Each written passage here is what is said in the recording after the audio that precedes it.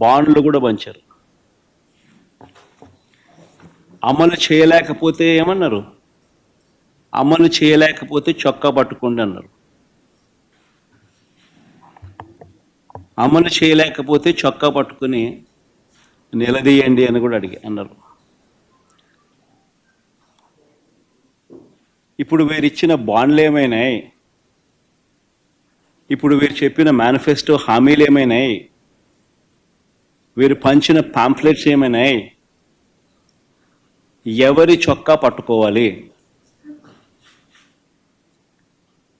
ఈ 9 నెలల కాలంలో చంద్రబాబు నాయుడు గారి పాలనలో మనం చూస్తూ ఉన్నది ఇది. మరోవైపున చూస్తే రాష్ట్రానికి సంబంధించిన అప్పులు కేవలం ఈ 9 నెలల కాలంలోనే రికార్డులు బద్దలు కొట్టేసి